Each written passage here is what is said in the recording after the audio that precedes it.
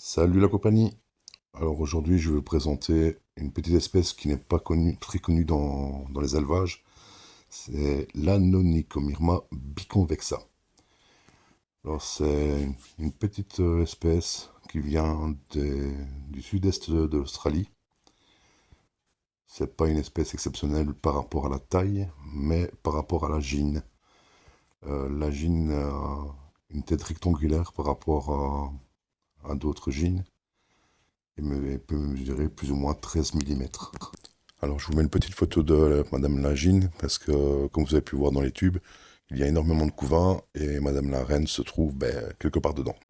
Les ouvrières, quant à elles, on peut les comparer à nos Lasus SP noirs que l'on peut trouver chez nous. Elles font plus ou moins 3 millimètres et elles ont un petit reflet argenté sur le gastre.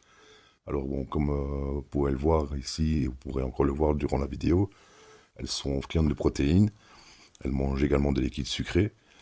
Et elles ont la particularité, c'est que quand elles se sentent agressées, elles relèvent leur gastre et elles produisent une odeur qui n'est pas très agréable. D'ailleurs, bon, vous avez de la chance, vous voyez la vidéo, mais vous n'avez pas l'odeur. Bon, là, j'exagère un petit peu, bon, c'est pas une odeur à tomber par terre non plus, mais bon, elles savent se faire comprendre que il faut pas les emmerder, quoi. Alors, toujours bien vérifier l'anti-évasion qu'il y a sur le pourtour des aires de chasse, parce que cette espèce n'hésitera pas à le tester pour essayer de se faire la malle.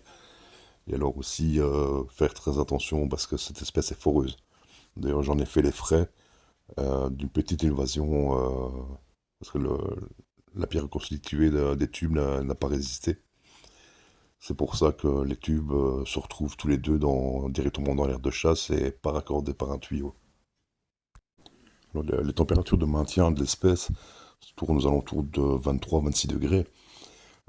Chez moi, elle est dans la pièce d'élevage. La pièce est chauffée à déjà plus ou moins 25 degrés. Donc voilà. Il ne faut pas oublier non plus que c'est une espèce australienne. Donc les saisons sont à l'inverse de chez nous. Moi ici personnellement je leur fais pas de diapause, mais je leur fais une petite pause hivernale de juin à août. Alors désolé pour la qualité de la voix off. Bon, je suis pas trop habitué. Mais bon, si cette vidéo vous a plu, n'hésitez pas à mettre un petit pouce bleu, comme celui-ci, ça fait toujours plaisir, hein. Si ce n'est pas déjà fait, les amis, abonnez-vous. N'oubliez pas de partager et je vous laisse savourer le reste de la vidéo musique. Encore un grand merci à vous et à la prochaine.